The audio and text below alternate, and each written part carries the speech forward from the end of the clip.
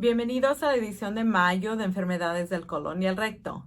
Este mes comenzamos con uno de nuestros perfiles de la revista, titulado Corriendo de aquí para allá, escrito por el Dr. Ozuner de la ciudad de Nueva York, que describe su pasatiempo de correr a larga distancia. Con todo el estrés que todos padecemos, combatir el agotamiento es aún más importante. Animo a cualquiera de ustedes que tenga pasatiempos interesantes fuera de la medicina y que les gustaría compartir con sus colegas, que envíen una solicitud a la revista para contribuir a los perfiles. Nuestro resumen de la reunión internacional es un informe del Congreso de la Semana Internacional Colorectal de Shanghai del 2019 y es escrito por el Dr. Fu y sus colegas. El rincón para residentes se enfoca en la evaluación y el manejo de la melanoma anal por parte del Dr. Resina y Santa Cruz, con un comentario experto del Dr. Efron. Como de costumbre, la oportunidad de educación médica continua está disponible. Este mes tenemos 7 selecciones de la editora. La primera selección se titula Capacidad de trabajo según el paciente durante los 2 primeros años después del diagnóstico de cáncer del recto. Es escrito por la doctora Kouwenberg y sus colegas de Utrecht en los Países Bajos. Acompañando a este artículo hay un editorial por el doctor Charles Turnant. En este estudio, los autores deseaban evaluar la habilidad de trabajo según el paciente durante los 2 primeros años después del diagnóstico de cáncer del recto. Utilizando el índice de habilidad de trabajo, evaluaron la habilidad antes del inicio del tratamiento y después, en serie durante 24 meses después del diagnóstico. Encontraron que de sus 230 pacientes elegibles, el 75% tenía empleo pagado y descubrieron que a los 24 meses, el 32% de los pacientes necesitaban adaptaciones sustanciales en sus actividades laborales. Trabajaron horas reducidas o no pudieron trabajar debido a la enfermedad en comparación con el 6% en la población general holandés.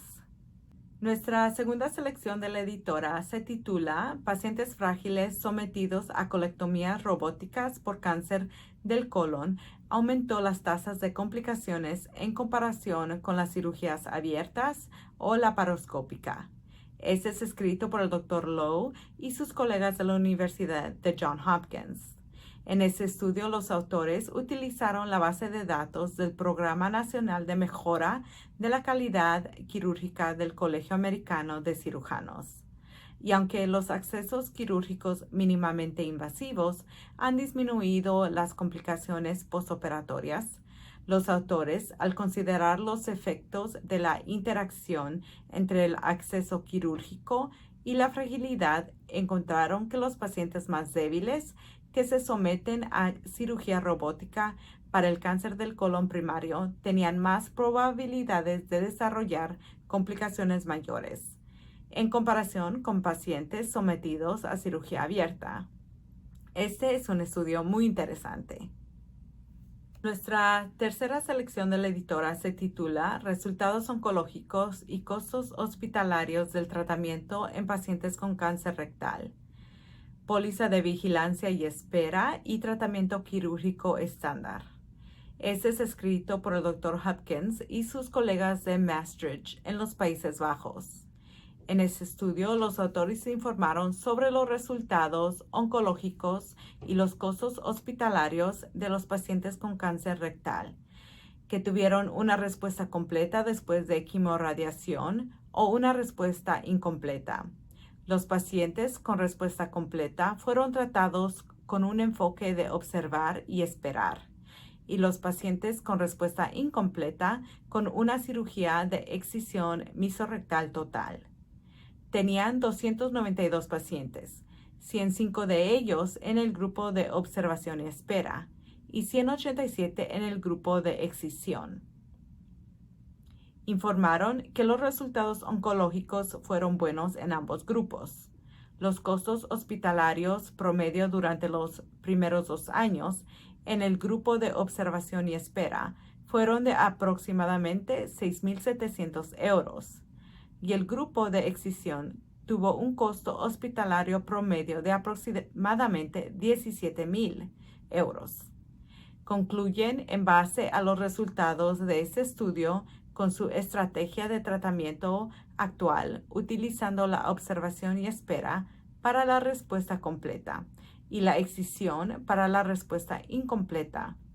Probablemente se asocie con el ahorro de costos. Nuestra cuarta selección de la editora se titula ¿Podemos predecir diverticulitis quirúrgicamente compleja en casos electivos? Escrito por el Dr. Al Tennell y colegas de Boston, Massachusetts. En este estudio, los autores también utilizaron la base de datos del Programa Nacional de Mejora de la Calidad Quirúrgica del Colegio Americano de Cirujanos.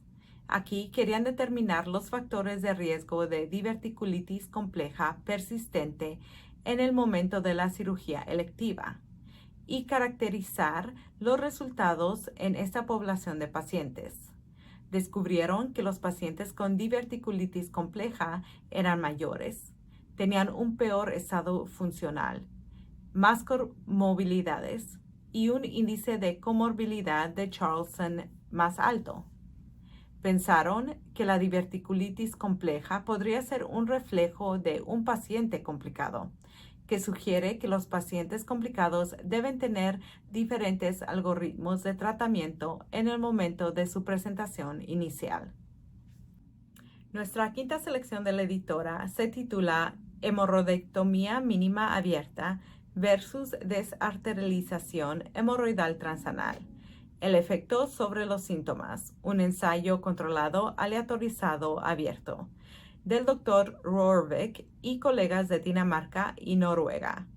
En este estudio, los autores realizaron un ensayo de control aleatorio con 48 pacientes en el grupo de hemorroidectomía mínima abierta y 50 pacientes en el grupo de desarterialización hemorroidal transanal. Descubrieron que el grupo de desarterialización era más caro. No hubo diferencias en la puntuación de los síntomas un año después de la operación. El grupo de hemorroidectomía tuvo un mejor efecto sobre el prolapso hemorroidal, una mayor satisfacción del paciente y más pacientes necesitaron tratamiento para la recurrencia en el grupo de la desarterialización. Nuestra sexta selección se titula Evaluación de fugas intestinales accidentales, una nueva medida validada centrada en los síntomas de fugas intestinales accidentales en mujeres.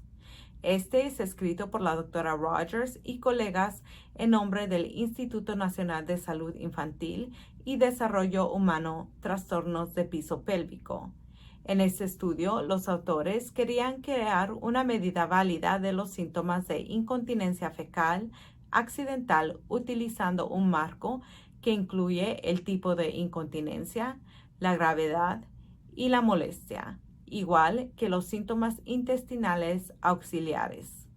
Hicieron que los pacientes completaran su evaluación accidental de fuga intestinal al inicio del estudio, 12 semanas y 24 semanas, así como diarios intestinales y otros cuestionarios válidos de piso pélvico. Tenían 296 mujeres que completaron los elementos de referencia y 70 pacientes que proporcionaron datos de prueba y reprueba. Han presentado una escala final de 18 artículos que demuestra una buena consistencia interna y prueba y reprueba de validez y confiabilidad.